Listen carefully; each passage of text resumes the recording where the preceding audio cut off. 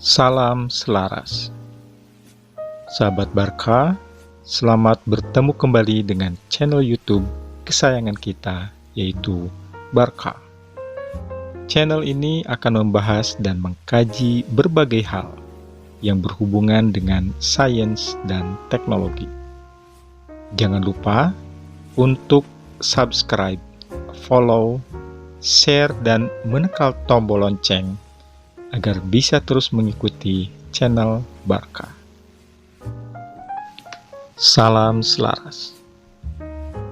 Sahabat Barka, pada episode kali ini kita akan membahas mengenai proyek Granuma bagian pertama, teknologi hijau perawatan planet bumi. Adgruma adalah istilah bahasa Lemurian untuk planet bumi. Art berarti bumi atau tanah, dan gruma berarti berkembang. Disebut demikian karena planet bumi banyak dibantu oleh proses granuma. Jika merujuk pada film science fiction seperti Star Trek, Art berarti juga sebutan bagi semua planet tipe M karena mengandung tanah. Saat awal turun ke Adgruma, Dama beserta anak cucunya bekerja tanpa menggunakan bahan bakar fosil seperti sekarang. Karena pada waktu itu belum ada yang namanya bahan bakar fosil, baik dari fosil kayu ataupun dari fosil binatang. Mereka mengolah galgera atau yang kini dikenal sebagai uranium yang ada di Adgruma, tepat pada 1.775.462 tahun yang lalu. Kemudian mulai mengembangkan zat brodela yang menjadi bahan dasar proyek Granuma, yang nantinya akan dikembangkan oleh bangsa Lemurian dengan berbasis hidrogen. Dengan kemampuannya, Dama memiliki pengetahuan sampai tingkat molekular. Dia mengembangkan berbagai macam teknologi, termasuk teleportasi, antigravitasi, rekayasa genetik, dan sebagainya, termasuk teknologi perhitungan origami. Dama sudah mengetahui secara persis bahwa pada tahun 117 origami akan ada sebuah asteroid besar menumbuk planet bumi, dan itu akan mengakibatkan kepunahan seluruh yang hidup di Adgruma. 117 origami itu sekitar 65 juta tahun yang lalu. Gambaran dahsyatnya ledakan akibat tumbukan asteroid yang disebut dengan Makra pada 65 juta tahun yang lalu dapat diilustrasikan sebagai berikut. 1. Kekuatan ledakan asteroid 65 juta tahun yang lalu yang memusnahkan dinosaurus itu setara 10 juta megaton TNT. Kekuatan bom nuklir terkuat buatan manusia, yaitu SAR bomba, setara 50 megaton TNT. Ketiga, kekuatan ledakan asteroid Tunguska setara 7 megaton TNT. 4. Kekuatan ledakan Krakatau setara 200 megaton TNT. 5. Bom antimateri setara 21.500 megaton TNT. 6.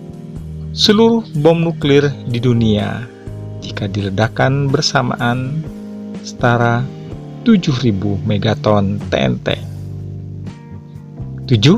Granat tangan setara 0,3 kg TNT.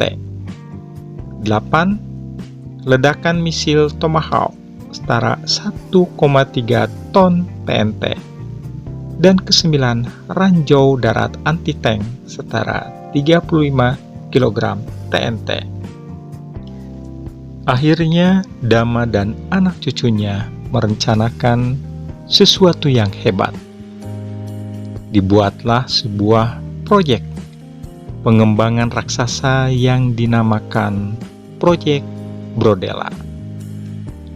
Dibuatlah berbagai jenis binatang yang besar, baik yang herbivora, karnivora, atau omnivora, dengan tujuan untuk nanti setelah terjadi tumbukan, maka bangkai dan tulang belulang mereka akan menjadi fosil, lalu menjadi minyak sebagai sumber energi, lalu membuat pohon-pohon menjadi besar sebagai makanan mereka yang herbivora, mengembangkan binatang purba lebih kecil sebagai makanan yang karnivora, dan melengkapi semua mata rantai makanan untuk omnivora. Lalu untuk mengendalikan dan mengurusi mereka, anak cucu Dhamma waktu itu mengembangkan manusia Brodela. Ini sebagai pengendali binatang besar, atau berfungsi sebagai pengendali Antalovarga, atau yang kini dikenal dengan dinosaurus. Mereka beranak pinak juga dan hidup berdampingan dengan manusia yang lebih kecil, atau anak cucu Dhamma yang kecil tapi memiliki energi dengan kapasitas 90% sampai 100%. Bangsa Brodela yang dahulu menghuni planet bumi sekarang tinggal di planet Brodela, di sebuah gugusan yang belum diberi nama. Tetapi seluruh bangsa di galaksi biasanya menyebut dengan nama yang sama, yaitu gugusan Brodela. Bangsa Brodela adalah bangsa raksasa. Proses awal pembuatan manusia raksasa merupakan rekayasa genetik dengan menggunakan cairan dengan nama yang sama, yaitu cairan Brodela. Bahan dasar dari cairan rekayasa genetik tersebut adalah uranium. Fungsi dari cairan Brodela adalah untuk membuat semua yang berbahan organik menjadi besar dan raksasa. Contohnya adalah binatang Vril. Disuntikkan cairan Brodela, maka berangsur-angsur menjadi raksasa dan sangat besar, atau yang sekarang dikenal dengan nama Brontosaurus. Waktu itu disuntikkan juga pada manusia klon 2,5%, dan dalam kurun waktu 1 tahun tubuhnya menjadi raksasa. Vril juga membutuhkan waktu yang sama untuk menjadi raksasa. Akan tetapi, apabila sudah besar, maka tidak akan menjadi kecil lagi, dan semua keturunannya menjadi besar. Hanya bedanya, kalau manusia tidak merubah struktur anatomi, hanya badannya saja yang meraksasa. Tapi kalau binatang, biasanya ada perubahan bentuk meskipun tidak banyak. Fungsi bangsa Brodela adalah untuk menjinakkan dinosaurus ini dan mengurus mereka. Tulang belulang raksasa bangsa Brodella ini sudah banyak ditemukan di mana-mana di planet bumi. Bangsa Brodella adalah bangsa yang berbudaya luhur. Semuanya dididik dengan baik dan hormat. Bangsa Brodella hidup rukun dan damai dengan bangsa-bangsa lain. Dengan bangsa yang berukuran normal seperti manusia 2,5% saat ini, yang jumlahnya jauh lebih banyak. Keturunan Dama yang merekayasa bangsa Brodella sehingga menjadi besar seperti itu. Ketika akan disiapkan segala macam sarana untuk pindah ke planet atau gugusan lain, ketika asteroid akan datang, pada saat asteroid itu sudah waktunya menghantam bumi, maka semua penduduk planet bumi sudah diungsikan ke berbagai planet yang sudah ditentukan sebelumnya. Dan yang ditinggal adalah semua hewan purba itu. Bangsa Brodella ikut hijrah juga ke planet Brodella. Begitu asteroid itu menumbuk bumi di titik tertentu, maka semua yang ada di planet bumi terguncang dan terbalik. Tanah pun terbalik dan isi laut terbalik. Semua yang ada di tanah amblas, termasuk air laut. Dulu kala, air laut tidak seasin sekarang, tapi tawar. Namun semenjak terjadi tumbukan asteroid itu, terjadi perubahan susunan kimia di air laut dan terpengaruh oleh radiasi meteor. Berikut bermutasinya molekul tanah, dan akibatnya air laut menjadi asin meskipun apabila di kedalaman tertentu akan ada air tawar. Planet bumi pada 117 Origome adalah planet mati. Tidak ada satupun makhluk hidup di atas permukaan bumi. Semua mati, termasuk mikroba. Dan bangkai semua makhluk yang mati itu pun ikut mempengaruhi rasa air laut. Oleh karena radiasi meteor, maka merubah semuanya. Itulah kenapa air laut menjadi asin. Selain menjadi asin, air laut juga memiliki kandungan elektrolit sangat tinggi. Kemudian, setelah dibiarkan selama 200 Origome atau sekitar 50 juta tahun, mereka yang hijrah itu mulai kembali ke bumi. Dan di sini ada hal yang penting. Anak cucu Dama ada yang ditugaskan untuk standby di planet Mars. Karena pada zaman dahulu, planet Mars itu sangat subur dan layak huni. Air juga melimpah. Makanya mereka berkembang biak di sana dan mengembangkan bangsa 2,5% juga yang seukuran dengan mereka. Akan tetapi mereka membawa pula bangsa Brodella untuk membantu. Dengan perhitungan Origome pula, bahwa Mars akan ditumbuk asteroid 200 Origome kemudian, dan hal itu sudah diketahui. Jadi, yang membuat Mars menjadi seperti sekarang pun adalah tumbukan asteroid pada 317 Origome. Semua yang ada di permukaan Mars hancur. Hanya bedanya, kalau di bumi air cuma membalik dan merembes ke dalam tanah lalu menjadi asin. Sedangkan di Mars, sebagian besar menguap, tetapi masih ada sisa di dalam tanah seperempat planet Mars.